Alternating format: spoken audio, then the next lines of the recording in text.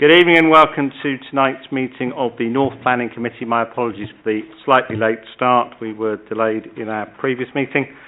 I'm Councillor Eddie Labour, the Committee Chairman. I'm going to do the usual administration, then I'll do the running order for tonight's meeting and the usual housekeeping. Can I do apologies for absence first, please? No apologies. Thank you. Can I have the minutes of the meeting 23rd of May agreed? Thank you very much. The agenda we are taking is the one that was published by the Head of Planning. All items are in Part 1 and are therefore in public. And there are no additional matters. Can I do declarations of interest in matters coming before tonight? I am declaring an interest in item 6. The applicant's known to me, so therefore I will not be taking part in that item. I will be leaving you for that one. On that basis, Councillor Flynn, as Vice Chairman, will chair committee, and of course, therefore, he will assume my role and will not be voting on that particular matter unless you all can't make your minds up, in which case he will. Okay, we're not expecting a fire drill tonight, but if we get one, there's a fire exit immediately there, a fire exit immediately behind me. The most normal way out is through those doors and through the next set of double doors and down the spiral staircase is normally the fastest. Can I please ask all mobile phones are switched off or at least to silent? If you require toilets, they're just out the door to your right and right again. We have 5 petition items tonight, so a big agenda. You've obviously got, many of you got interest in a particular one, I presume not the whole agenda. Could I make a plea on behalf of committee that when your item is done, if you could leave the room both quietly and then not congregate immediately beyond the door discussing whether it went your way or not. Because committee do have a long night with the slot, so they need to try and keep it moving. In terms of tonight's meeting, in usual standard format, all members have had the paperwork which was circulated by the Head of Planning just under a week ago, which they will have read and considered. In terms of those items with a petition, petitioners get 5 minutes to address us, 4 minutes on green, 1 minute on amber, and when we get to red, we will stop you. And we apply the same to everybody. It's not a partisan thing. Everybody gets the same treatment. On any item with a petition, regardless of whether the petitioner turns up to address us, the applicant or their agent is entitled to address us, as are ward councillors. I haven't seen any ward councillors in the building. Sorry, it's Councillor Graham in the building somewhere. I did see him earlier. Yeah. You're not speaking, right. So Councillor Graham is not speaking. I haven't seen any other ward councillors, although I know one has submitted a comment in respect of item 6, which will be given to you by the Vice Chairman when he takes that part of the meeting. For those of you who do address us, you will be visible on the YouTube. This meeting is live on the Council's YouTube site. Those of you in the audience are not visible at all. For those who've seen this before, they will know that. For those who haven't, that's news. In terms of the voting members tonight, we'll work up from my far right, Councillor Radia, Councillor Tuckwell, Councillor Hagger, Councillor Higgins, Councillor Flynn, and working down the table again, Councillor Oswald, Councillor Farley and Councillor Hansapuri. Highways tonight.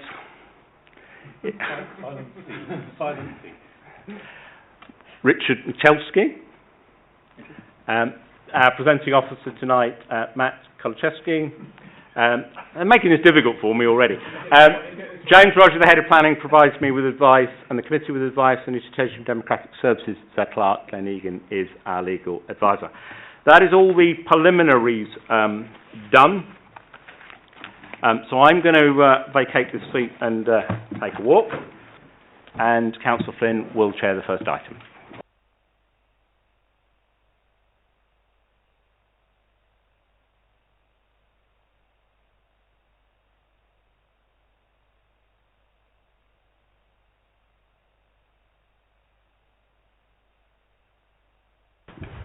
Thank you. Can we have the presentation, please? Thank you. Thank you, Chairman. First up is St Thomas More Roman Catholic Church. The proposal seeks planning permission for the creation of a car parking area for 5 spaces with associated landscaping and the installation of a vehicle crossover. I'll just talk you through the plans. So here in red you've got the Roman Catholic Church site, and again and the site in a bit more detail. I'll just go through to the proposed layout, which is here. So we've got the Cygers along here, and the proposed new entrance is here with the 5 spaces. You've got 1, 2, 3, and then 4 and 5. I'll just take you some photos, get some context. Here's photos down the Cygers with sort of the tree planted areas around here, which will be removed to facilitate the new access point. Just some more photos to give some context. So in this photo, I believe the actual access will be sort of on the left-hand side of that photo as you're looking at it. Apologies. The overall application site is the car park and facilities associated with the St Thomas More Church, which is a D1 use class, which is situated on the corner of Field End Road, Farthings Close and the Cygers. The site is currently accessed through the main entrance on Field End Road. I'll just show you what that is on the plan. So Field End Road runs, yes, there. The church has an existing access point on Field End Road that leads to a car park for approximately 26 cars. There is also a set-down point provided for the church in Farthings Close. There has been strong local objection to this proposal, which has been duly noted within the officer's report. However, the proposal has been assessed by officers in the council and it is considered acceptable. The proposal will not compromise the character and appearance of the surrounding area or unduly harm the amenities of neighbouring residents, whilst retaining safe access to the site and to the proposed car parking spaces. I'll just point members to the addendum where we've just slightly tweaked the landscaping condition 7, as it did contain several items that were not necessary for an application of this nature. And for the reasons summarised, it is recommended that the application be approved. Thank you, Chairman. Thank you very much. So, can we have the petitioner? Lead petitioner is John Culling, I think that's correct. You've got 5 minutes, Mr. Culling. When you want to speak, please press the red button. Okay, yeah, that's absolutely fine. Okay. You might want to turn the microphone on though. Okay. Well, good evening, Chairman and Committee members. And on behalf of the residents affected by this application, I thank you for the opportunity to present our case. I asked for you to be circulated with a précis of the objection with photographs. I believe has been done, because this was barely even summarised in the case officer's report. Now, it would seem logical to us that whenever an application is made to change something that may affect others, the first question to ask is it necessary? If that had been done in this case, we believe we wouldn't be here tonight, because quite obviously this isn't a necessary application.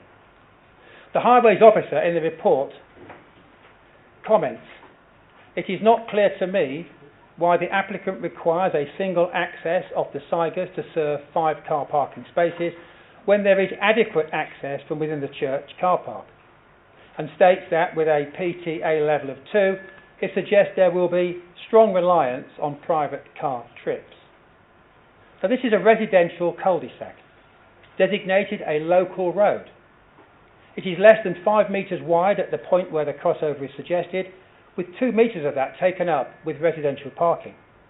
It is only a few metres from a corner and crosses public footpath R154, not just a footpath used by residents as stated in the report, but actually a public right-of-way used by large numbers of pedestrians and cyclists travelling and school children travelling from Field End Road to Eastcote Road and accessing the Pembroke Park Estate and Azalea Walk.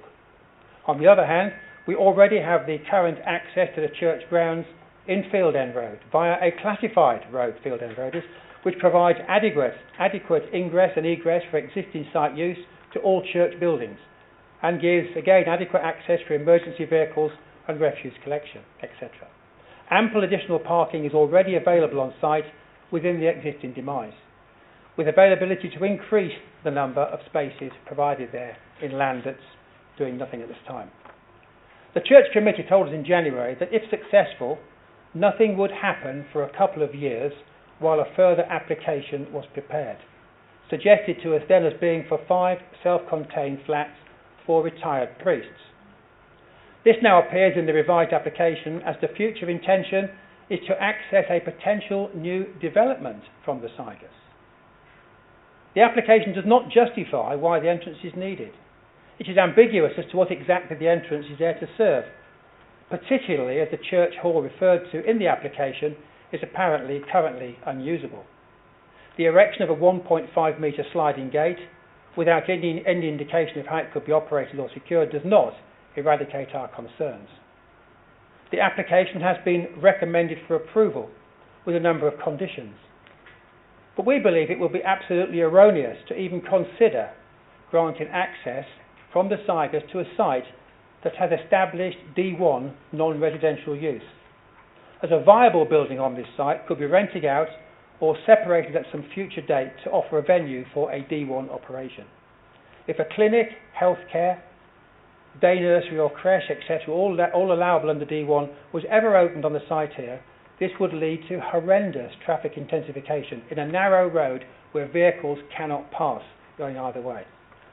I therefore ask you to consider the inappropriateness of this application and the fact there is no intention whatsoever for it to be used for people only accessing the adjacent hall. Under these circumstances, we have little alternative than to collectively and vigorously object, given the potential impact as outlined and disturbance to the long-standing residential environment, particularly so as the applicant is seeking unqualified access, thereby underpinning a potentially unknown, self-contained and independent D1 activity. It is disingenuous, full of contradictions and totally unnecessary. Under the banner of putting our residents first, I urge you to refuse this application or wait until the applicant presents details accurately reflecting the definite future use of this site. I would again refer you to the documents as circulated and would welcome your questions to facilitate further discussion. Thank you.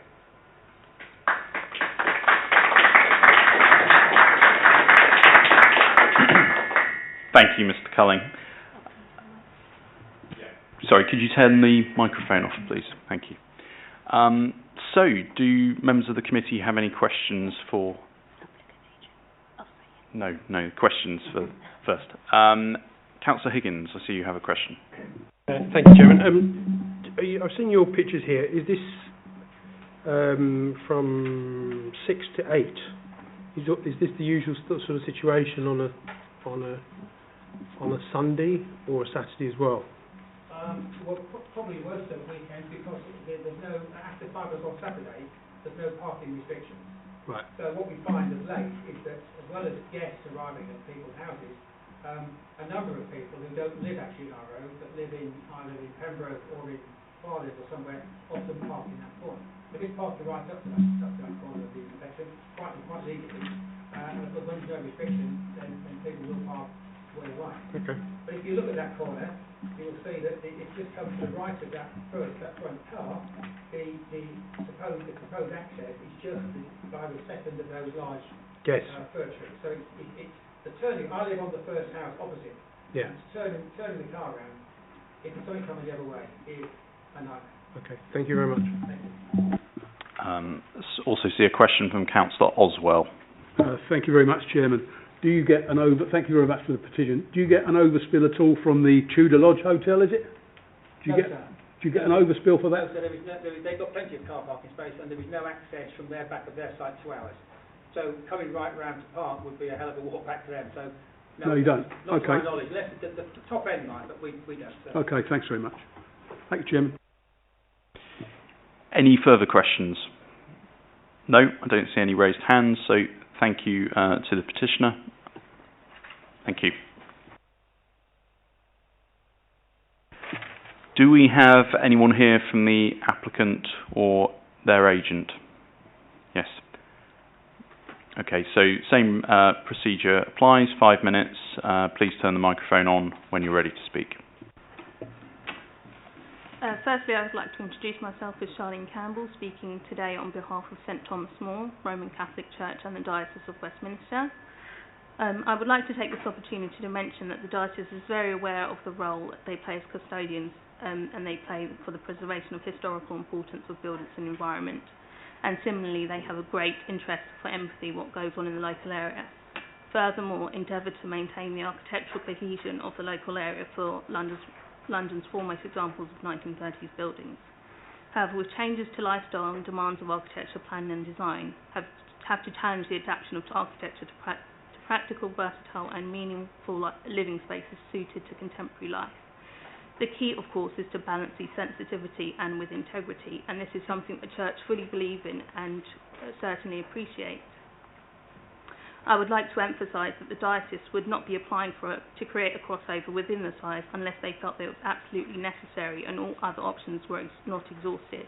And as mentioned in the planning application, the crossover was submitted with a future intention to access a potential development for sick and retired priests for the size, along with teasing out who owned the ransom strip of land that the crossover would need we would need for access to the site. The Diocese's intentions are for the future inhabitants to become part of the community and provide a much-needed service. The Diocese wanted to ensure a crossover was possible at this location prior to putting a full application for the proposed scheme, as the Church wished to provide off-street parking for the site, not to add any additional pressures to existing highways in the area. The amended drawings submitted with the application, following a small consultation with concerned neighbours, ensured the location of the proposed crossover would not affect the existing parking within the site, and a democratic crossover was official and safe. Currently, this side of the site has a number of unkept and trees, and the proposed drawings demonstrate how this could be harmonised and made significantly more aesthetic. We have taken on board the comments from the residents we met from the site to ensure the crossover would have a minimal amount of impact on them and any future inhabitants. And in closing, we would like to thank the Planning Department and the residents of the site for their comments and recommendations regarding the planning application. Throughout this process, it has been St Thomas More and the Diocese's desire that all proposed alterations will thoroughly thought out, aesthetically conscious and complementary to the existing context. Ultimately, it's the Church's full intention to ensure that any works carried out are done exceptionally to a high standard and display an obvious sensitivity, history and location. St Thomas More and the Diocese want to ensure that they present a positively architectural contribution to the area, not for themselves, but for their parishioners and the wider community. Thank you for your time. Thank you very much.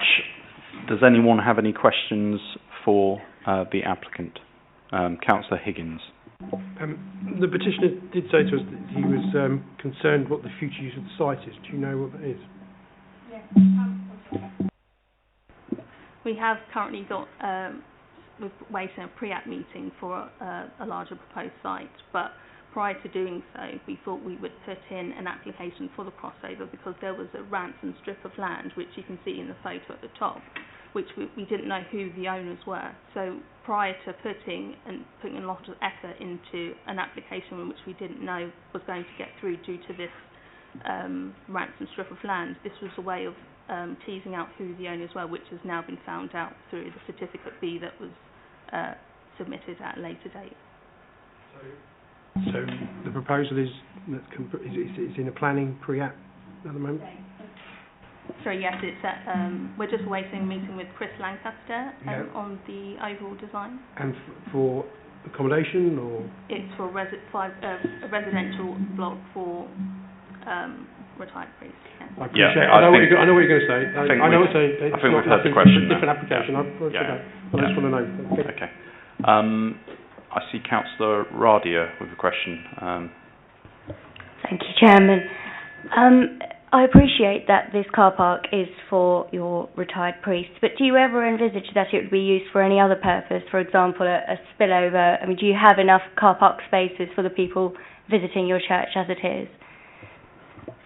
Currently on a Sunday or when church is in service, the site is quite packed, and there is an overspill, as it was explained to the farthings.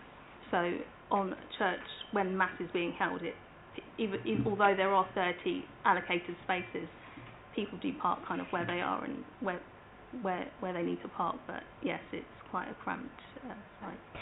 So do you imagine that this car park that you're applying for today would be used for that purpose before your retired priests move into the site? No, I think this was just really to ensure that a crossover was possible in this location, and we wouldn't envisage this being built without the future development if that was granted in the next kind of application. Thank you, Councillor Radia. Do I see any more questions here for the applicant? No, I see no more hands, so thanks to the applicant. Thank you for that.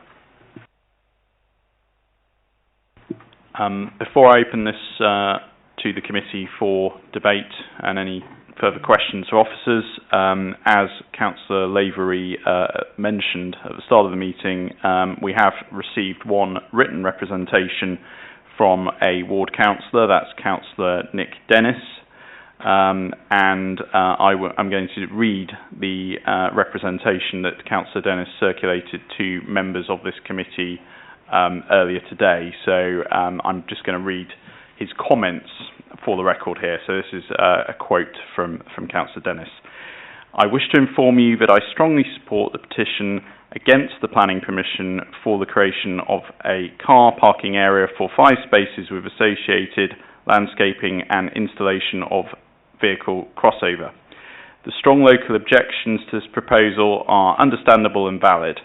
As noted in the report, a petition with 59 signatories has been submitted to you, along with a further 14 objections. Please do take them seriously when making your decision. I disagree with the officer's conclusion that, and this is a quote from the officer's report, the proposal would not compromise the character and appearance of the surrounding area or unduly harm the amenities of neighbouring residents whilst retaining safe access to the site and the parking spaces. The Cygers is a quiet cul-de-sac close to the heart of Eastcote town centre. The residents appreciate the cul-de-sac design as it stops the road being used as a cut-through. I will not go further into the reasons why the planning application does compromise the character and appearances of the road, as has been clearly set out by the Eastcote Residents Association.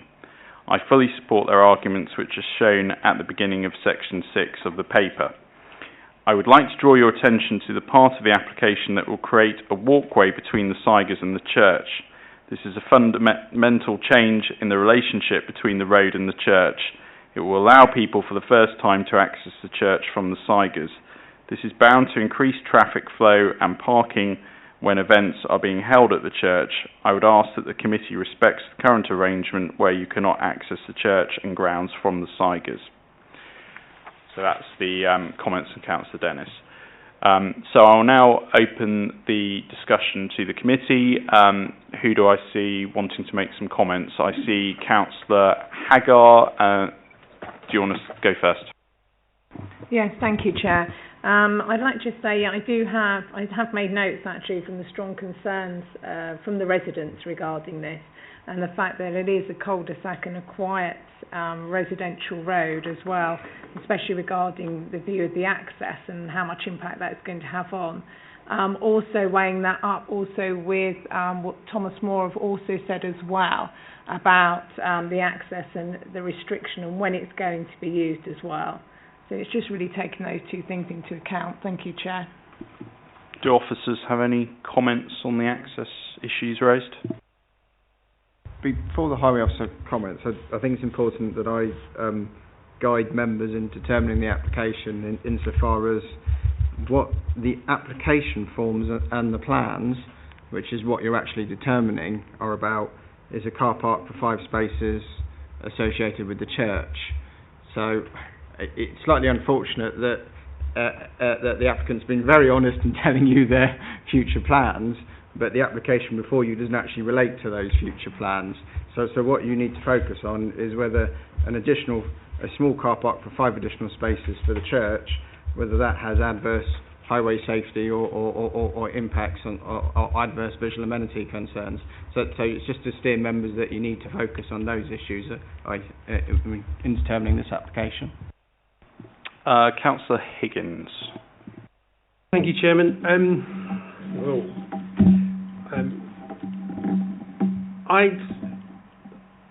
I have a few issues with this. Firstly, I'm concerned that two things really. One, that the access to this road is a cul-de-sac.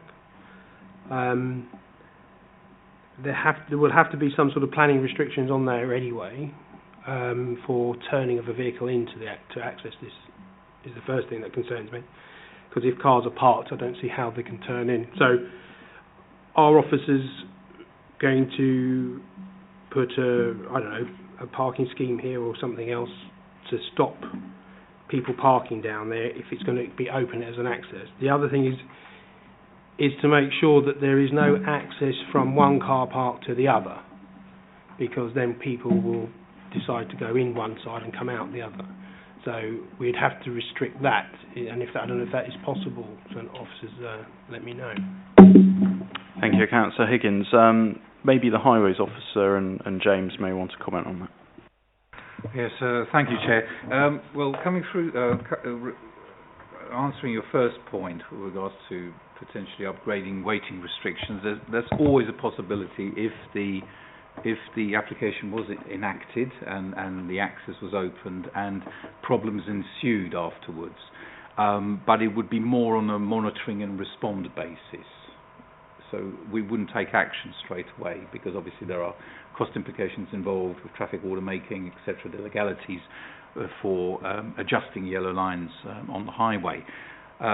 Secondly, with regards to the segregation of the internal parking layout of the site, we do understand obviously what we've got in front of us. There's a clear statement that the car park would be segregated, so it wouldn't be a through route. Okay. So that's something that we would ensure would be the case. Okay. Could I hear from Councillor Oswell first, and then I'll come back to you. Councillor Oswell. Thank you very much, Chairman. Yeah, cul-de-sacs, I always seem to be under a bit of parking pressure in busy areas. I'm aware of the Cygers. I lived in Eastcote for a number of years. I know where it is. I'm sympathetic, Chairman, to both parties, actually, but especially the objectors. But having looked through their reasons for objecting, I don't really see anything in there that would give us a robust reason to refuse this application. And I've got to say that I am sympathetic with them because, well, it is what it is, isn't it? It's a cul-de-sac, and it could come under quite a bit of pressure. And the people from the church have said, honestly, what's going to, or what probably could happen in the future. If this is going to be refused, then we better make sure that we've got a robust reason for doing that. But at the moment, looking at this report, it's compliant and it's in policy. Thank you, Chairman.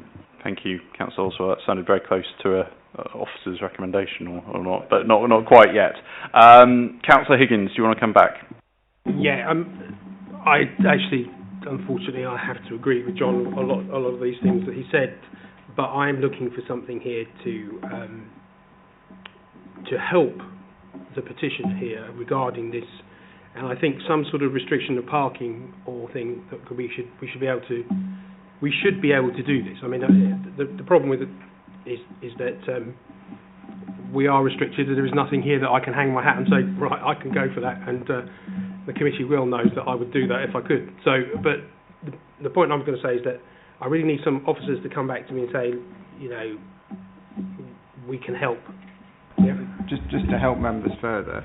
I mean, Councillor Oswald is right to an extent in that the reason this report is recommended for approval is officers couldn't identify any reasons to refuse it, put crudely. But I would draw members' attention that there are some conditions to try and mitigate the impact. So condition 3 is tying the parking to what it's being proposed for, which is ancillary to the existing church.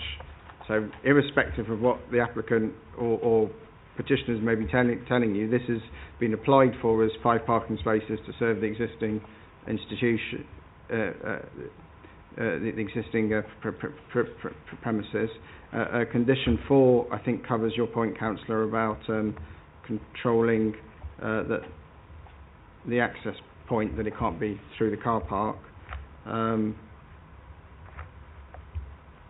I'm not sure that there's much more that we could condition this on. Can we come up with a condition about maybe that the residents down this road can apply for a parking management or some sort of...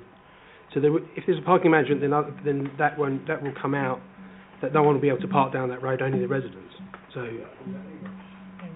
No, I'm saying that, but I'm just saying the general approach of this council, and members I think are probably aware of this, is that if there becomes a need for parking management concerns, we do it on a reactionary basis, and that the residents then petition the cabinet member for planning highways and recycling, and then he will then take a view on the need for traffic order. I think I'm making a point for the objectors to come up with. Really, I appreciate what you're saying. Thank you. Thank you, Councillor Higgins. Do any councillors who haven't spoken yet have anything to say on this? No. Councillor Oswell, I see you're indicating again. Yeah, thank you very much, Chairman. I think on the basis of the report, I think that I'm going to move officer's recommendation. Do I have a seconder, Councillor Higgins? Okay, take this to the vote. Can everyone in favour, please, of approving this, please raise their hands. Okay, I see a full house there, 7 votes. So that item... Oh, sorry, were you abstaining, Councillor Haggart? Okay, so I see 6 in favour, 1 abstention, so that item is approved. Someone can call Councillor Lavery back into the room.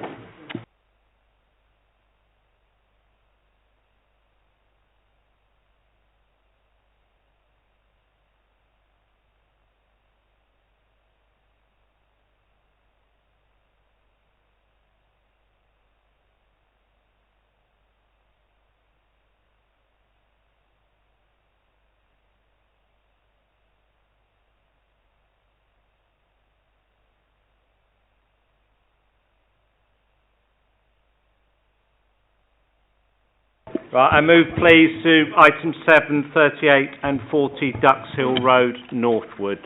Matt, when you're ready, please. Thank you, Chairman. The proposal involves the demolition of the 2 dwellings currently occupying the site and the replacement with a Part 2-storey block of flats, which will also incorporate basement level parking for 20 cars, including 2 disabled bays, as well as storage for motorcycles and 9 bicycles. The building would house a total of 8 3-bed flats, with 3 flats on the ground and first floor and 2 flats on the second floor. I'll just take members through the slides. So, red line is the site. We've got 2 existing houses, 38 and 40, which are to be demolished. They're currently vacant. Existing elevations. Those are existing elevations of one of the houses, of the other one. And this is the current proposal. I'll show you on that layout. You can see the block of flats. I will point out number 36 Ducks Hill Road to you for a very important reason. The most recent planning application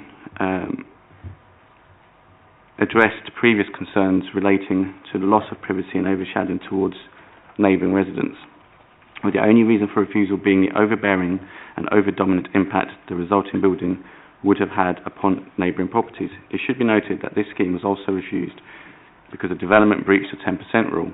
However, in dismissing the appeal, it was actually upheld on the grounds of the impact on number 36 next door. The inspector found that the fact that the development breached the 10% rule was insufficient reason in itself to refuse the application and awarded costs against the council. So with this application, the only reason, this is an amendment to a previous scheme, a previously refused scheme, and the only reason for refusal we had was the impact on number 36. So what we're looking at here is, have they addressed that issue and in turn not created anything else? So what they've actually done, and I'll just show members on this plan, they've stepped this section of the building away from number 36, which is here, and also if I just flick through the elevations to show you, because that'll be the, so that's the elevation facing number 36. Previously this was 3 stories all the way back. They've reduced it by a story and they've set it in, the proposed scheme is considered to have, on balance, overcome the previous reason for refusal, supported by the appeal inspector, which related to the overbearing and overdominant impact of the three-storey rear projection. So it was mainly, the issue was this section of the building, because obviously this bit is in line with the house and is no further back than the existing house. The current scheme has stepped more of the flank elevation away from the boundary shed of number 36 Duxhill Road and has reduced the rear parts of the building to 2 stories so as to minimise the impact. This has been achieved without compromising the overall appearance of the building as previously proposed, which was considered to be of merit. Just take members to the addendum. Again, as with the first item, we've amended condition 6, landscaping, because again it required elements that are not necessary for development of this nature. For the reasons summarised, it is recommended that the application be approved. Thank you, Chairman. Thank you. Petition on this one, Patrick O'Neill.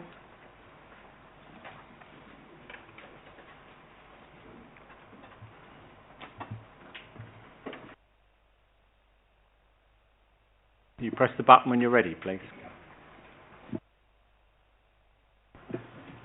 My wife and I have lived at number 36, the adjoining property, for over 25 years. In that time, we have spent considerable time and money improving the property and landscaping the gardens. Our children are grown up here, able to enjoy the home gardens and a relaxed, secluded residential amenity. We feel that this development would adversely impact the character of the immediate area. For us, it's overbearing, intrusive, out of character and scale with the surrounding dwellings, most of which are not 3 stories high. It's significantly larger than the existing buildings in respect of footprint, scale and mass, and for us it will create a visually dominant intrusive structure and impacts on our garden and patio space. We have a main living room, a kitchen, dining room and a study that will all look out onto the development. It will seem oppressive and claustrophobic, creating an unacceptably harmful and overbearing form. We often have people staying in the study bedroom with attached ensuite bathroom. They will open curtains to see or be seen by bedroom windows in units 6 and 3 and an imposing brick structure. Upstairs, our main bedroom and my daughter's bedroom will overlook and be overlooked by the new building. There will be a significant loss of amenity and privacy from the size, bulk and proximity of this development.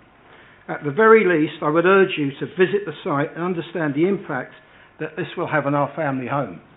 I also have a statement from the residents that I'm going to read.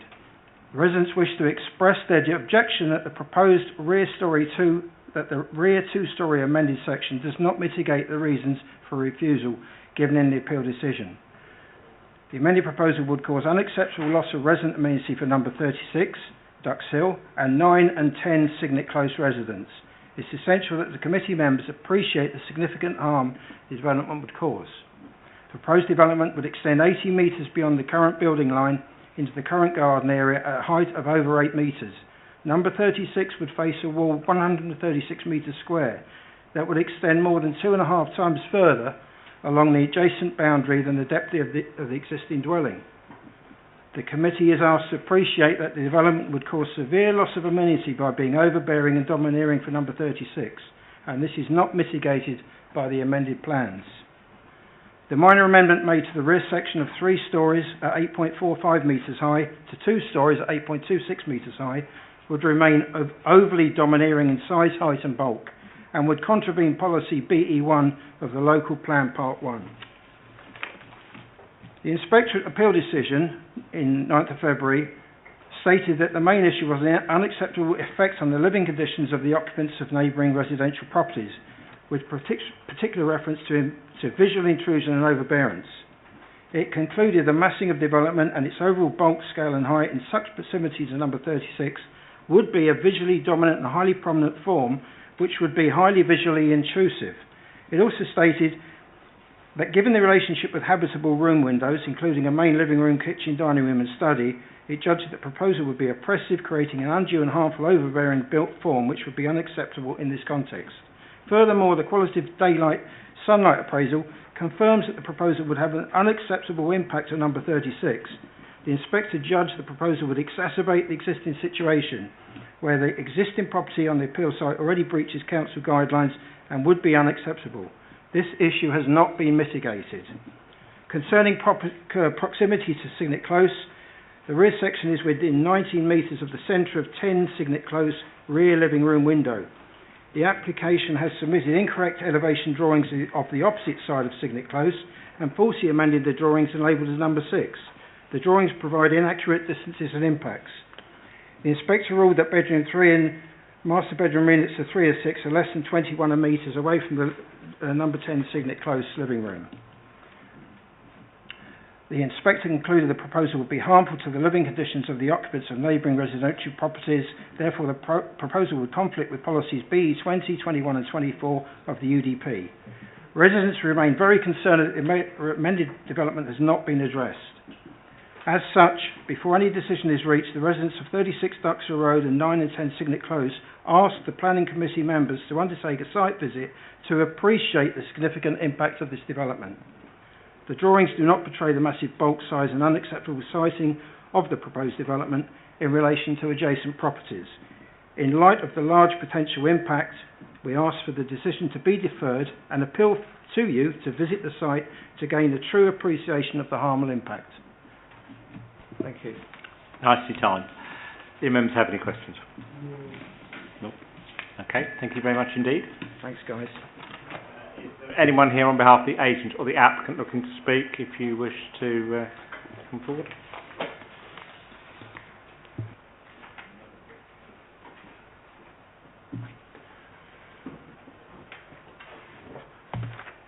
Thank you, Chairman. I'm going to start by quickly addressing what we've just heard from the neighbour at number 36. Obviously, the impact on his property is the key point here.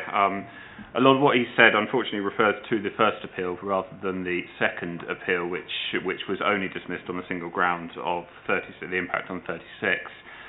On this one, you can see from the plans up here or over there that the red line shows the existing property. That's been taken as the cue for how far back we should put the building on the part closest to the boundary. The rest of it's been brought off a good 8 metres from the boundary. It's sunk down, it's only 2 stories on this side, and all these changes have helped influence the officer's decision to support the application in line with all policy and the council's guidance. In terms of the overall message to you, I've heard what the planning officer has said, and to be honest, he said a lot of what I was going to say, but there's no harm in saying it twice, so I'll carry on with what I've got prepared. This is the third application, as you've heard. Incrementally, we've done our best to address reasons for refusal as they've come and gone, and ultimately the culmination was the appeal decision for the second one, with just the impact on 36 Duxhill Road remaining. It was an issue of overbearance in that case because the amount of development proposed, and I've shown you how it's been addressed. The quantum of development at the rear of the site, both in general and in particular on this northern boundary, has been reduced twice. Firstly, with the initial submission of this third application, and secondly, during the course of the application as well. It's been significantly brought in from the boundary of 36 Duxhill Road, and an entire floor from the rear building has been removed, reducing the scheme down to 8 flats and losing 1. Officers are now happy with this. The impact on other properties, we've suggested there might be outstanding concerns here, but this was confirmed by the inspector as being acceptable, and if anything, this proposal and the amendments we've made have actually improved the impact on Signet Close to the rear. Importantly, the principle of this type of development on the site has already been accepted by the inspector, who has endorsed the visual impact and the design of it. In terms of the street scene, this hasn't altered since the appeal decision. It has found to fail the test of the committee used the 10% policy as a way to refuse the second application, not the first application, but this was found by the inspector to fail the test of planning policy terms in terms of its status and lack of adoption. Even if it could be relied on in policy, the application sites satisfy the test of it. I've got a few quotes from the inspector which I think are useful for you to back up this position. He said, "It seems to me from the HDAS that this was originally prepared by the council in 2006 as an interim document in anticipation of more specific policies which would be set out in the LDF core strategy. Since the 10% rule was not subsequently included in the adopted development plan, and in light of the conclusions of my colleague inspectors in dealing with residential schemes in Hillingdon, I conclude that the 10% guideline is guidance only and doesn't represent adopted policy. He continued, furthermore, I cannot find evidence of clear justification for the 10% figure, which seems to be arbitrary rather than based on clearly evidenced analysis. Neither do I have any evidence that that figure has been the subject of independent examination. He was pretty clear on that. In terms of the character, again, let me just read out one section for you just to cover this off. He said, I do not consider that the development is excessive in terms of the overall quantity of development within the site, nor in terms of its size, scale, bulk and height. In addition, the proposal will be clearly visible within the various street scene, but I do not consider it would be over-dominant or discordant with its various surroundings. Subject to the use of suitable materials, landscaping and boundary treatment, it is my view that the proposal could successfully integrate within its attractive, high-quality residential surroundings and make a positive contribution to the local environment. We're here at committee because you've had the petition submitted. The petition's been signed by the residents of Signet close to the rear. However, both the planning officers and the inspector are in agreement already that there's no adverse impact on these residents in Signet Close. Most of the third-party objections are going over old issues which are common ground and should now be established with the council. We would expect the committee to take into account this common ground and the accepted issues that are detailed by the officers in the report. The proposals resulted not only from the findings of the inspector on the two previous schemes, but also following several meetings with many planning officers and management here at the council. The current scheme meets and exceeds all planning requirements, and this has been confirmed by the planning department on several occasions. All the technical aspects of the proposal continue to be addressed and accepted on the basis we're confident that this scheme addresses the remaining reason for refusal and should be successful given the significant changes that have been made. Thank you very much. Timing's good again. Do members have any questions? Councillor Higgins. Yeah, just one question. I'm a bit confused because of what Matt said. The first section, you haven't reduced the height of that down that butts onto. That hasn't been reduced down. It's the one behind that's been reduced down by a level. Is that right? Can I point out on here? Yes, please. Yeah. So the previous scheme pretty much had that whole block filled in with development. Right. We've brought it in off the boundary. You can see the metre there, and then the rear. That's the two-storey element there, which is coinciding with the two-storey element of the rear of the existing property. Okay, thank you. Any other questions? No, thank you very much. Could you just turn that microphone off for me, please? Thank you.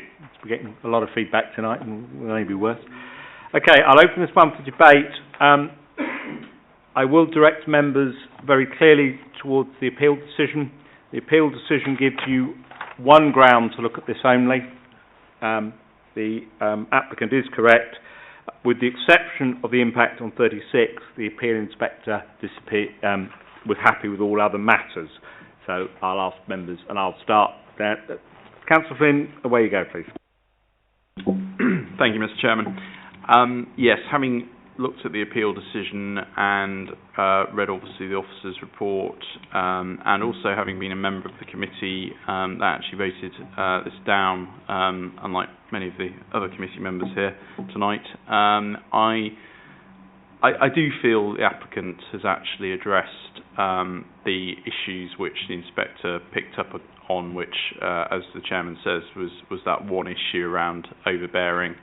And I do feel by reducing the building to 2 stories that they've, in my view, they've done enough here. So I am minded to go with officer's recommendation and actually support this. Okay, Councillor Higgins. Wouldn't be any night if I didn't, or always didn't agree with my colleague. Unfortunately, I disagree. I still think there's an overbearing issue here on here. I think it would have been advisable for the applicant if he had taken it back a further metre or so. I wouldn't have a real problem with this. I think there is some overlooking issues with windows. I've looked at the plans and said, I know they're on a 45 degree end, but the window's quite big, and it's just a little bit too close for my comfort. So I would actually say that on balance, what the inspector said hasn't really been addressed quite. The other problem I do have is can I be specific for a second? Yeah. Are you talking about the front section or the rear section? The front section. The front section. Yeah, the front section. So you're happy with the rear section? I'm up here the rear section on that side. However, Well, no one's actually looked at the property that's on the other side of this building. Because effectively that's already been ruled. No, if you go, can we go back to the plans, please?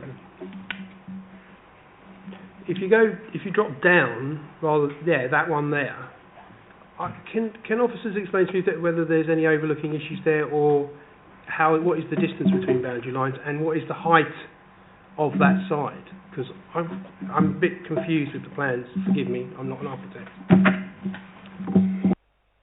Clarify one quick point in that the habitable rooms all have front or rear windows. So any side windows are either to ensuite bathrooms or they're secondary windows that can be obscure glazed. So front, which is a big window. Could you put your microphone on, Councillor? It's the one at the front that's sort of halfway. Would see it's just 45 degrees I can see, but I just feel there is a slight an overlooking there. Am I misreading the plans? What's the front, and the front elevation?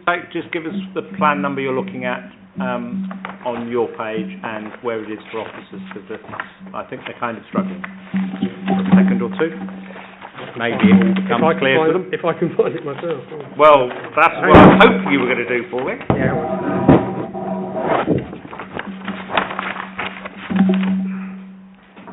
it's page 203, which is up there. Page 205. I think is better. There's actually a window. I mean, because you don't have 36 in the drawing. If you go to 205 on the screen, go forward. Yeah, that one there. Is where the driveway comes in, you have elevations there. You've got windows at the front. The front window at the front. The one that's on the far left, because the drawing of the other building is not put in.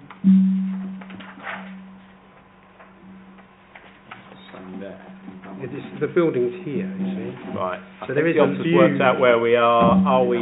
Yeah, that's it. And there's a view across.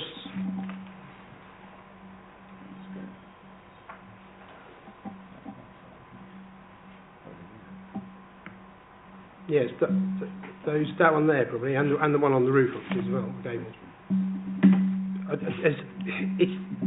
It's probably not a big issue, but I just feel that it's.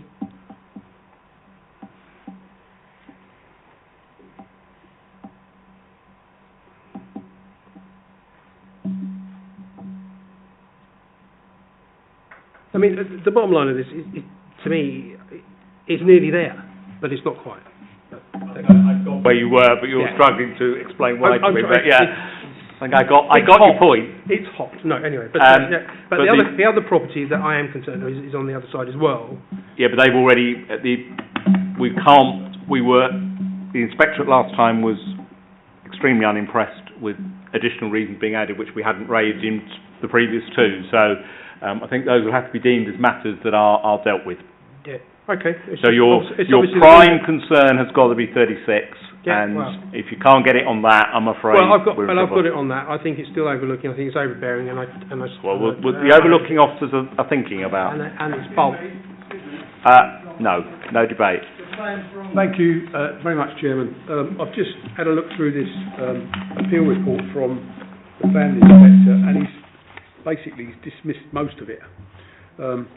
Unfortunately, I mean, obviously we've got sympathy with the petitioner that lives at number 36, but it's quite clear in here what it says in this report that I printed off today and read.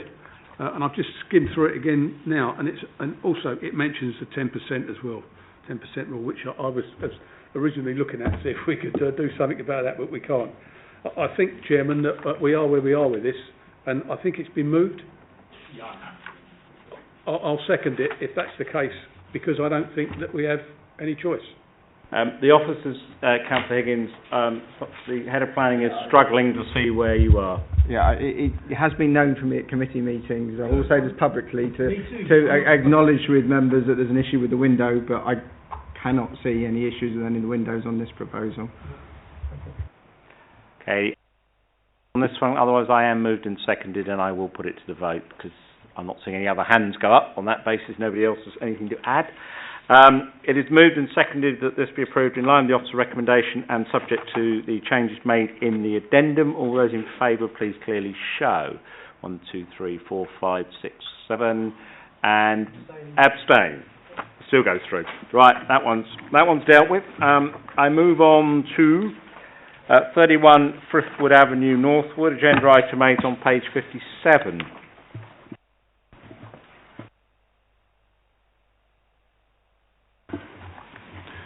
Thank you, Chairman. This proposal seeks to provide the following. It's a change of use from a bed and breakfast to provide an extra care facility comprising of 13 units.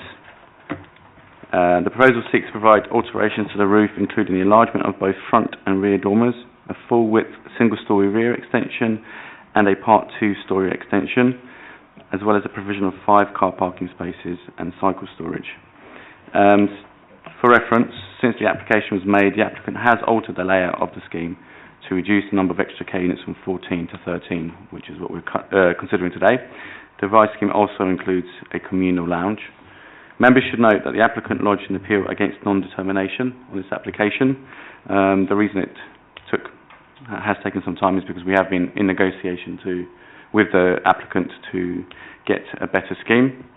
This means that the council can no longer make the decision on this application. A committee resolution will, however, help with the appeal process and would be a material consideration for the inspector in their analysis of the proposals. If I just talk you through the proposals. You can see the red line, the site in red there, the red line around it. This is the current layout.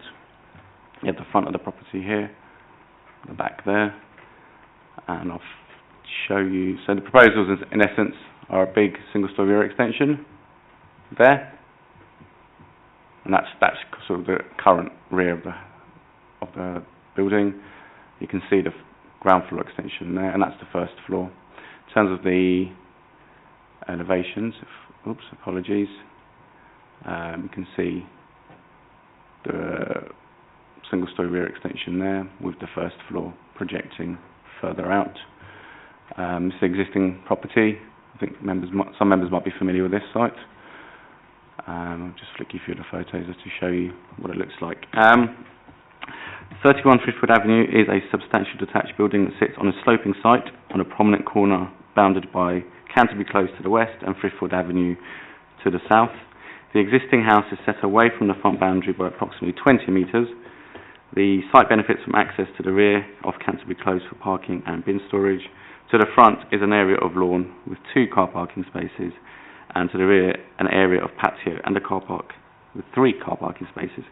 The existing house is used as a 12-room guest house.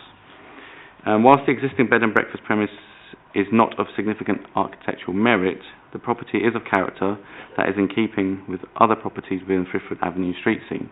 The proposed form a number of extensions would significantly alter the proportions of the original property and would fail to provide a subordinate extension to the main property. The application would result in further loss of garden, which would be uncharacteristic in this area. There are no addendum items, I don't think. No. So for the reasons summarised, it is recommended that this application be refused. Thank you, Chairman. Thank you, ma'am. The petition on this one, Mr. Kirkade.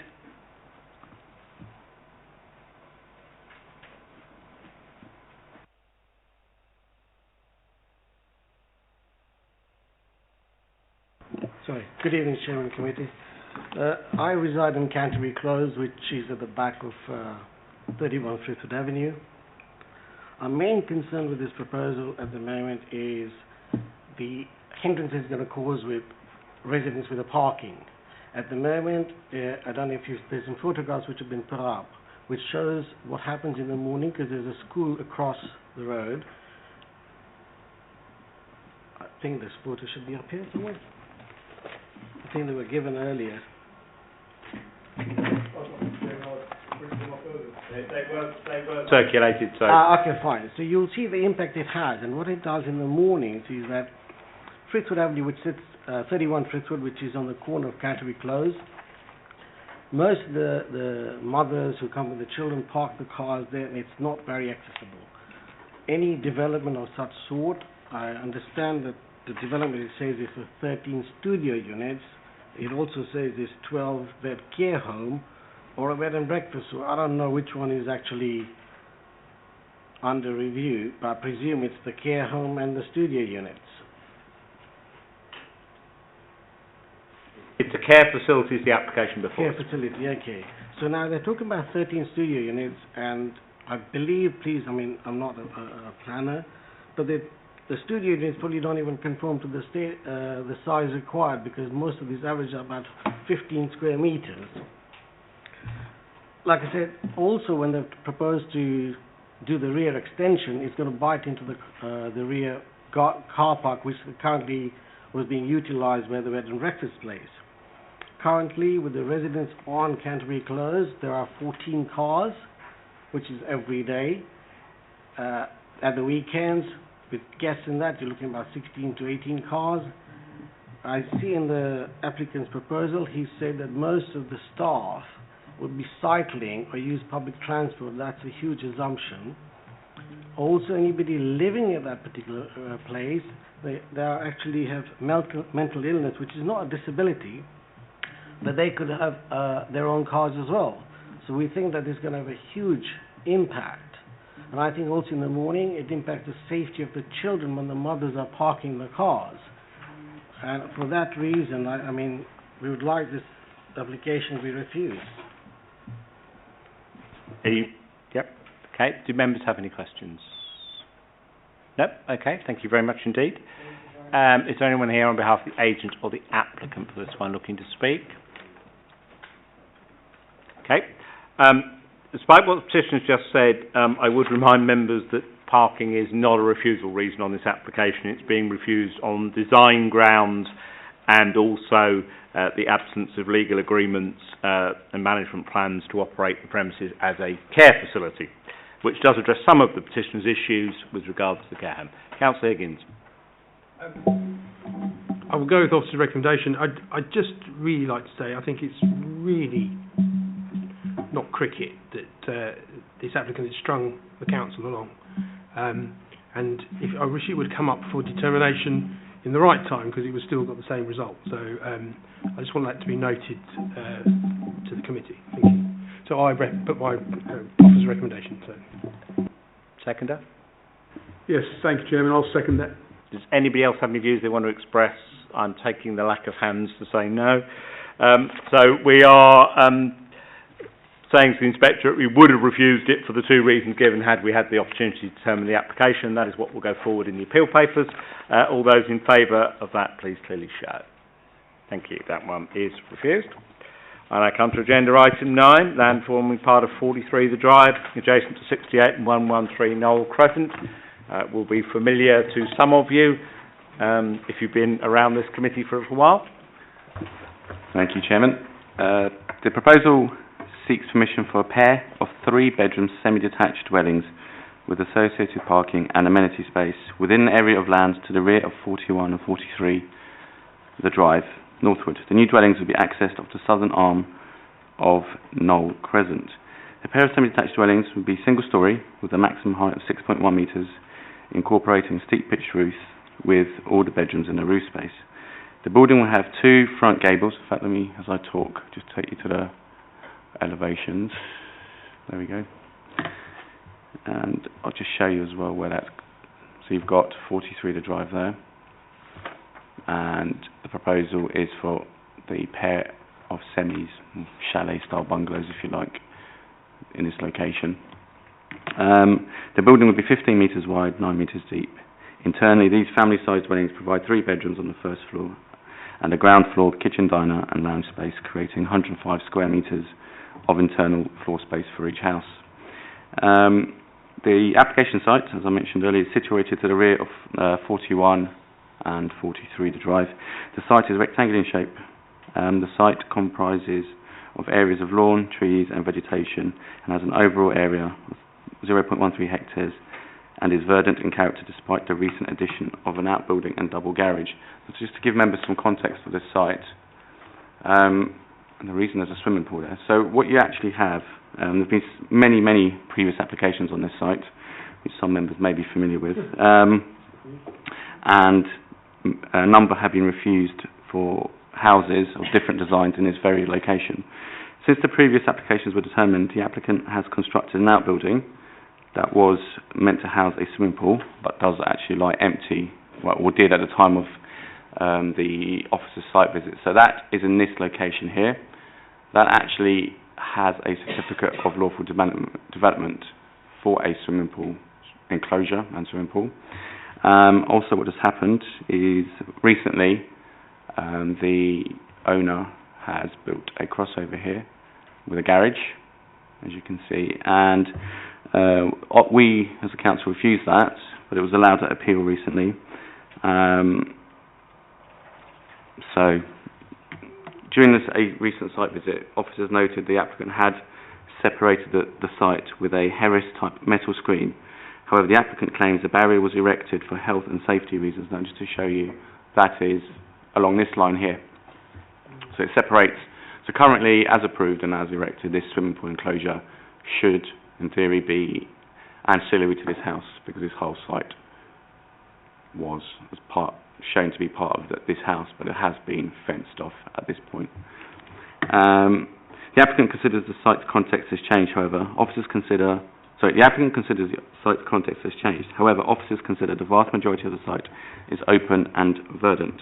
The outbuilding and garage have been accepted under permitted development, but as ancillary uses to number 43, the drive, i.e. the house here, and not as a separate site. Officers maintain that the proposal continues to harm the open and verdant character of the overall site. The area currently forms an essential break in a built form and an area of amenity that contributes to the street scene. There is also a useful turning area for vehicles, which serves to emphasise its openness. Now that is that is here on Knoll Crescent. If I didn't mention it, if I just show you the proposed layout actually, so the house is there where you will see, we note that the actual swimming pool enclosure is at this point in time, and the site will be accessed here using the crossover that is now permitted development. The loss of the area for further building would harm the openness of the amenity of the area. Similarly, the open aspect from the rear of the properties in the drive, including the donor properties and numbers 41, 43 and 45, would be lost. The proposal would therefore fail to retain the open and green nature that is characteristic of this area. If I just go to, I think there's an addendum item on this as well. Yes, just on there's a sort of drafting error in the report, so you'll note that under part 2 on page 76 under the recommendation, there's a wording in there that shouldn't be there, should just simply say refusal. So, and for the reasons summarised, it is recommended that the application be refused. Thank you, Chairman. Okay, petition on this one, Steve Wright.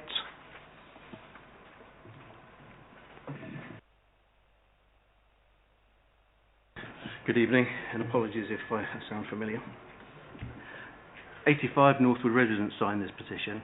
It's not just a handful of NIMBYs.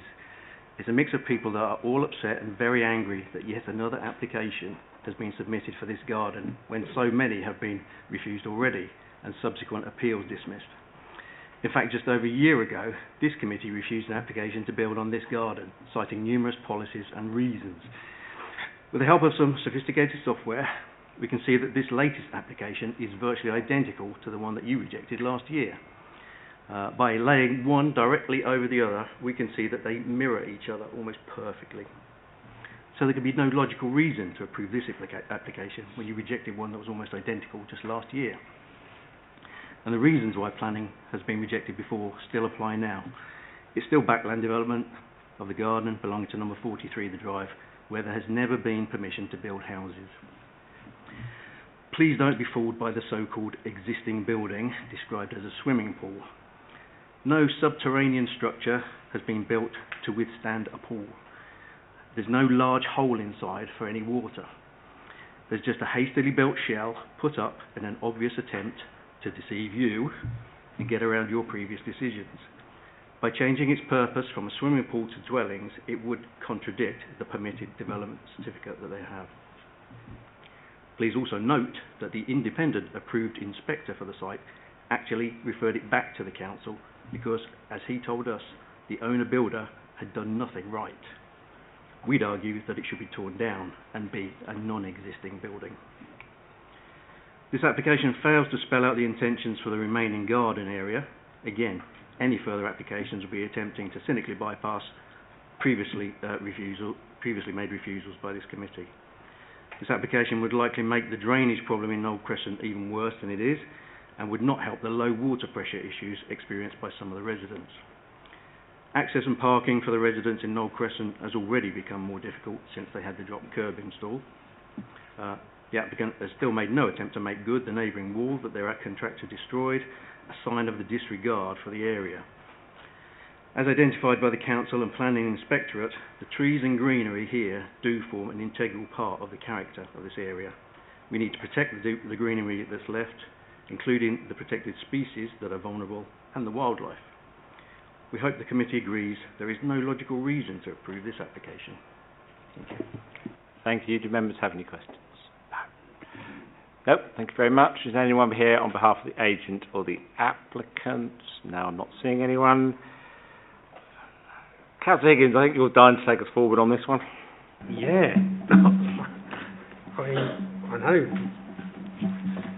Various people like to pull my leg. I'd like to see this swimming pool. No, I go with officer's recommendation on this. I mean, the only thing that does concern me is there enforcement on that metal fence, or is that not? I would ask, could we take that outside? Yeah, I'm sure officers will look at any issues that come okay, out. but on that note, I'll go with officer's recommendation. Councillor Flynn. Thank you, Mr. Chairman. Yeah, I recall hearing this previously, as the petitioner alluded to, and I agree with the petitioner about the back land development aspects to this. So for those reasons, I'm very happy to second the proposal from Councillor Higgins. Does anybody else wish to add anything? No. All those in favour of refusal, please clearly show. Thank you very much indeed. That one's refused. Right. We now move to the final petition item of the night, item 10, 51 Whelan Road, Northward. And this is a variation of plans, and in particular, changes to basement and fenestration. Thank you, Chairman. The proposal seeks planning permission to vary condition 2 of the previous 2015 planning approval for the erection of various extensions to the house. The proposal substitutes the approved plans to provide alterations to first floor windows on the front and side elevations and to enlarge the basement area. Just show members the plans. So there's the basement. It's quite a large basement that's been proposed. What I do ask members to note is that this basement is very similar in size to one that has been approved under a previous application for a new dwelling on this site. So it's not too dissimilar to what has already been approved. The application site comprises a large detached property situated on the southeastern side of Whelan Road. Property benefits from a good-sized front garden with parking for at least 3 cars and a large rear garden. The scale and size of proposed extensions above ground level are unchanged from the previously approved scheme. So I'll just show members what that actually looks like. So that's what was approved, and the scale does not change, just a couple of windows change and the basement's enlarged. The proposed revised plans include the provision of a new side door and alterations to the window detail on the first floor side and front elevations. In all cases, the window alterations relate to the subdivision of one window into 2, and in the case of the side windows, they're repositioned within the elevation. These are minor changes that do not significantly alter the appearance of the approved scheme, and the Conservation Officer has confirmed these are acceptable. The proposal also includes an enlargement of the basement, which would extend beneath the whole of the property and more. The proposed basement is more or less in line with that recently approved at appeal for the previous scheme that I just mentioned for replacement dwelling, where no concerns regarding the potential impact on the character of the area were raised. Do we have a couple of addendum changes.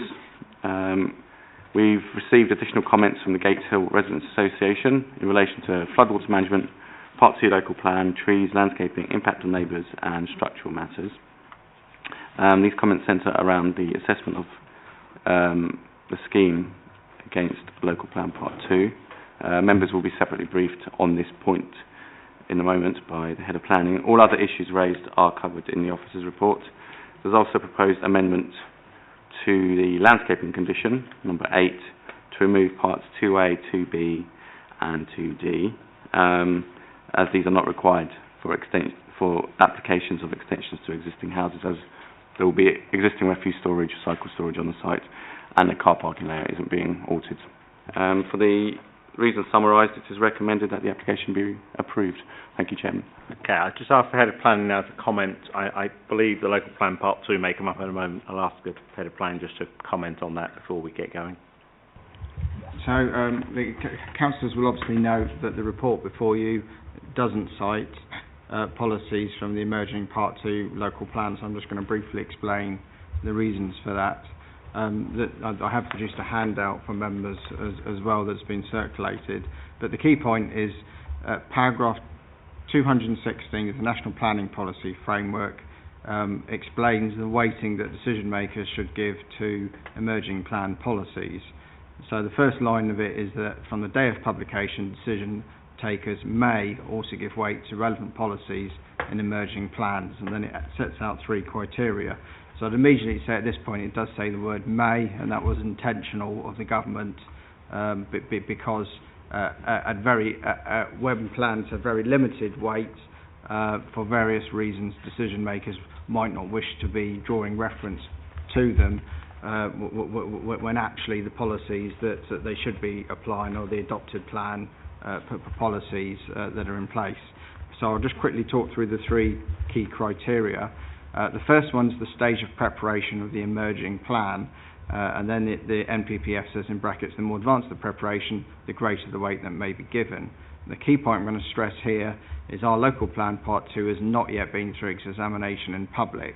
And this is very important, as although we have published our draft policies and they've been subject to public consultation, they haven't gone through a process of an inspector evaluating whether they are sound policies, and furthermore there are currently unresolved objections to many of the policies, and the local plan examination is where the unresolved objections are considered further.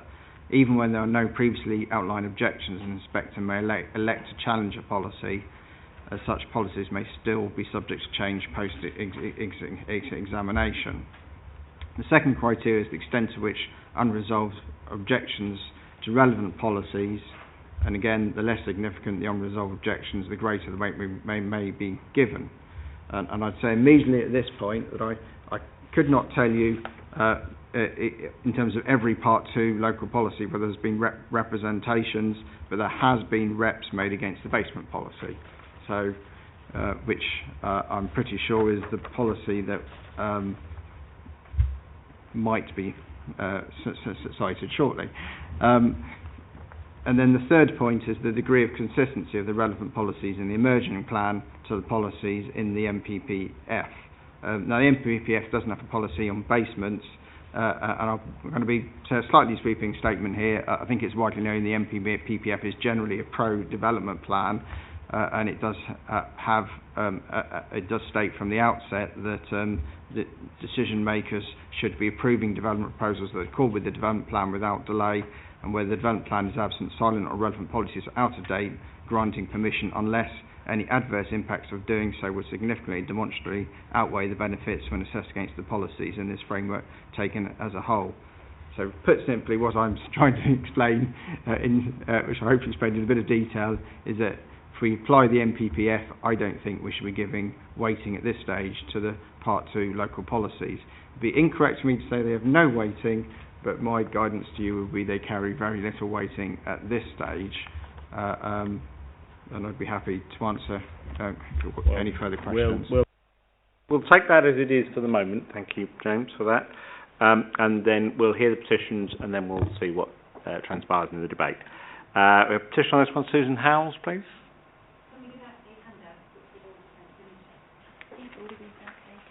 They've already been circulated. Oh, they've been circulated? Yeah. Yeah, please, yeah. They were by email earlier today. Yesterday, sorry. So, yeah.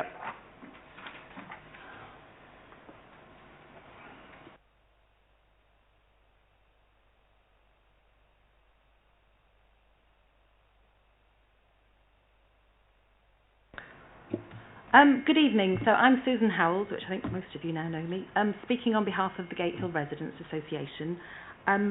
I would just like to start off saying it would have been very helpful perhaps to have the briefing before the meeting, perhaps in the officer's report. And I do just wonder, we have just relied upon the officer's report and the comments made by the borough's solicitor in the officer's report, which stated that members must determine planning applications having due regard to the provisions of the development plan. So that's what we have relied upon. Senior council officers have been putting together the development management policies since 2014, so that's 4 years' worth of work, so that Hillingdon's local plan was upgraded to reflect national changes in the NPPF into the council's own planning policy. The policies which your officers have put together to cover basement development were sent out for public consultation twice. On neither occasions were any amendments made to these policies. The basement policy, which has just been submitted to the Secretary of State for sign-off by the Planning Inspectorate, is in fact the original published document. We would have expected the council and council officers to support these recommendations, as they are the ones who have spent 4 years working on it. We therefore believe that in fact these policies do have weight. However, as you all know, existing policies, BE 5, 6, 13, 15 and 19, all cover the requirement for development to harmonise with the existing street scene, to complement the amenity and character of the residential area and to be unobtrusive. These are the existing current policies. The DMP basement policy endorses these current policies and gives them some examples. So I'd like you to think about 3 particular points, if you would. Firstly, it states that schemes should not harm the amenity of neighbours. Is that me doing that? Oh, no, stop. And advises that officers believe that full-length and full-width basements are not acceptable because excavation would create disturbance to the house above and problems for neighbouring properties. I'm going to have to hold it there because that is becoming worse and very annoying. Can we just see if we switch a microphone? Do you mind, Councillor Sansapuri? I think they're going to see if your microphone will reach. Is that what you're going to... Yeah, just for a second or two. Been having some problems with that one all night, so... Okay. Can you hear me now? That sounds yeah. better, doesn't it? Right, okay, let me just work out where I am. Okay, so my first point was about full width and full length basements, which aren't acceptable. My second point is that the DMPs agree that schemes should not harm the appearance or setting of the property or the established character of the surrounding area. And it goes on to guide your thinking by stating that front and side light wells, like the front and side light wells in this proposal, are considered to be unacceptable as they introduce unacceptable changes in the appearance of the front elevation. Thirdly, it endorses BE 38, the current requirement for retention of topographical and landscape features and the provision of new planting and landscaping. The application in front of you proposes to remove 2 conifers which can be seen from the street and further removal of soft landscaping. There are no proposals to replace the trees or enhance the landscaping. So the DMP reinforces BE 38 and tells you that schemes should not lead to the loss of trees of townscape or amenity value. My final point this evening covers the inspector's permission to knock this property down, excavate a basement and rebuild a house on top. Now, we don't like it, but we accept that permission has been granted. However, tonight's application differs from the one the inspector has approved, and nowhere in the inspector's report is a comment which says the council has to approve any and all further applications for this site. There are no front or side light wells in the inspector-approved application. There are no conifers to be removed, and the full-width additional basement goes back further than the inspector-approved application, so there are significant differences. So to conclude, the GRA requests that you refuse permission and ask that officers state in the minutes the full-length, full-width and additional full-width basement proposal would damage the amenity of neighbours, and that the front and side light wells and the removal of 2 conifers are all contrary to BE 5, 6, 13, 15, 19 and 38. Thank you. Members have any questions? No, thank you very much. Anyone here on behalf of the agent or the applicant?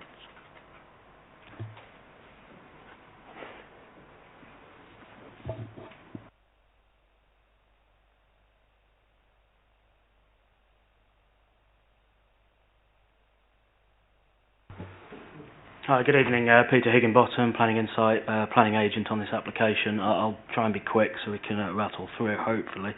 A couple of points to make.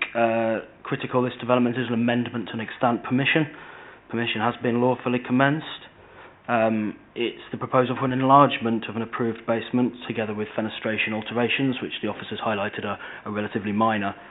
I think critical to this consideration of the application is the permission granted on appeal for the replacement dwelling, which included a large basement of a comparable size.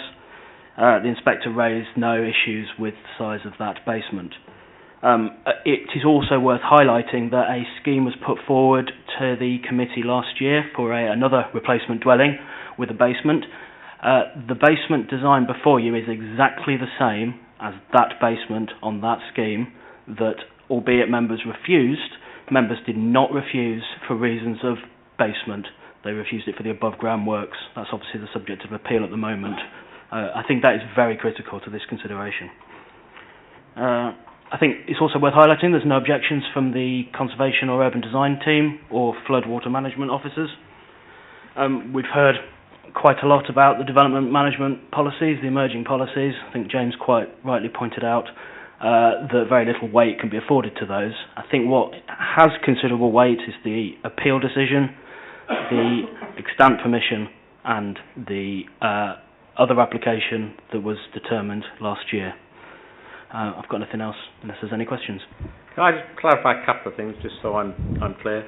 The petitioners have made reference to front and side light wells in this basement application. Were they in your previous applications? They were certainly in the scheme submitted last year. I couldn't tell you off the top of my head whether they were in the extant permission. Okay. Do members have any other questions? Nope. Thank you very much. Right. Away we go. Oh, go on. Councillor Flynn, you can start off, and then Councillor Higgins, and then anybody else who wants to join this. Thank you, Mr. Chairman.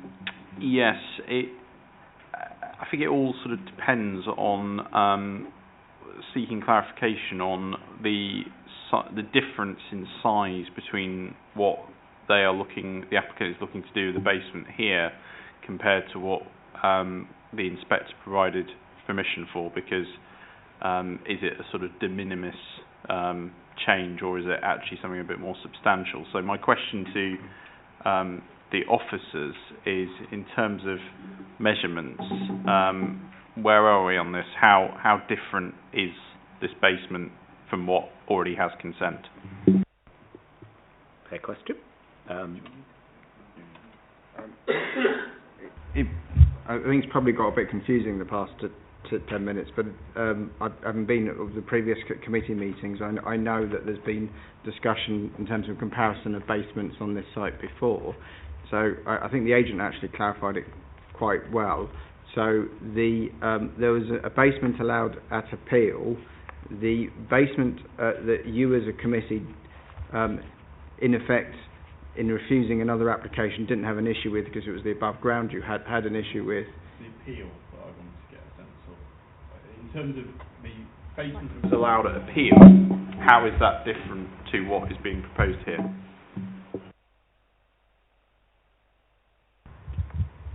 Well, they're both quite large basements. I don't have the precise dimensions. So isn't the consent for a basement on this property at the moment? Yeah, so there's an appeal decision that allows a basement. Then there was an application that was refused, but not on the basement as well. So effectively you've got two different basements that you could argue have either been allowed by an inspector or you haven't had an issue with it as a committee. And then this particular basement mirrors the basement that you didn't have a problem with as a planning committee. So I hope I've got that clear. So what the head of planning is effectively saying, material planning considerations. One, you've got what the inspector allowed, and bearing in mind the precedents we talked about earlier tonight, we didn't refuse the previous application on this site for a basement. We refused it above ground, and the basement was, the agent is telling us, same as this one. So effectively, we ourselves have said previously this basement's acceptable. But my question, Chairman, is simply this: is what is on that presentation there what the inspector allowed, or if not, how different is it? No, it isn't the same basement. I don't have precise dimensions. I don't know if it matters further information. No, I don't have the exact dimensions, but I have viewed both plans because in signing off the case. It's ever so slightly bigger, but the reason the layout is different because it's a different purpose. This is an extension to a house that actually forms part of a new house, and it's a different layout, but it still has a swimming pool.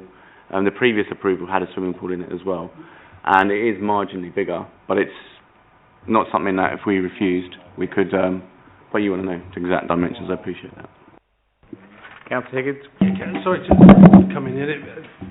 Marginal is what? A foot, 2 foot, 3 foot. That's what we're trying to say. The other thing I am a bit confused about is that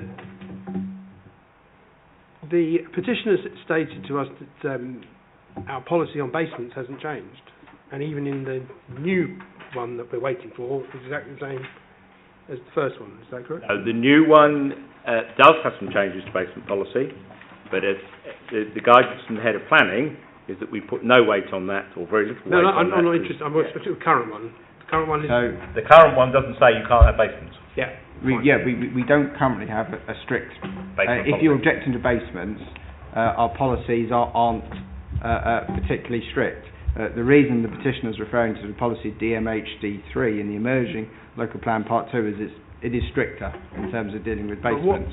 What I'm concerned about is that obviously you're asking us to make a judgment on this committee, but you're not telling us how different the size is of what was previous and what is now. How much bigger? Is it? If it's only a foot bigger, I don't have a problem. But if it's a metre or 3 metres, I have a problem. So, and if it went to the appeal. I'm losing my mind at the moment because I'm melting here. Inspectorate. That he approved the one that we approved, and I'm getting really confused. Was there another application that was we refused it, but we didn't refuse the basement? Or were we talking about still that same one? There was an application we refused, but didn't refuse the basement. But it's not this one. No, it's not. No. But the agent contends it was very similar. But hang on a minute. That's an assumption. Just because we had reasons to refuse the top, and we didn't look for reasons to. This committee has properly considered basement issues before, because every time it's come to committee, it's been raised by petitioners. No, I appreciate that, but when I object to an application, in the future now I have to make sure that I do every single floor. As you always should have been. No, but we have it's No. Fine. You saw on Ducks Hill Road. Anyway, can I have? I need to know. Okay. Well, I may have. If anybody else got anything else with this, we may have a way around it in a moment. But anybody else concerned with the size of these basements?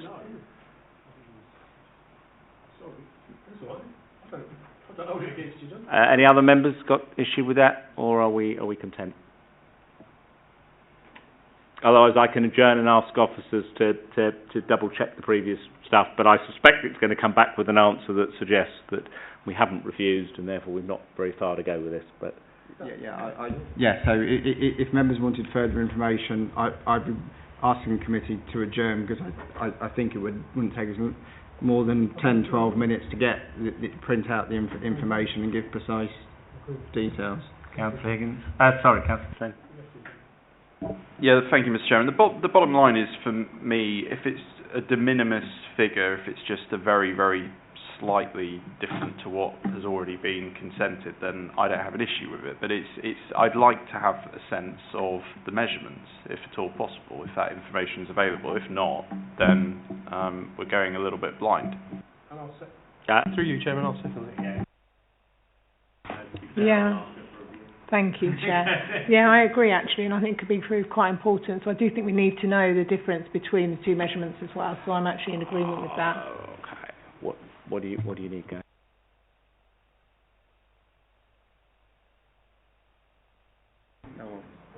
I'll move. Sorry, through you, Chairman. Do both officers need to leave? Can we still continue with the rest of the... I'm going to have an incomplete officer team, so you just fine. lengthened. It's fine. Perfectly legitimate request. Yeah. 9, I'll adjourn till 9:10 on that basis.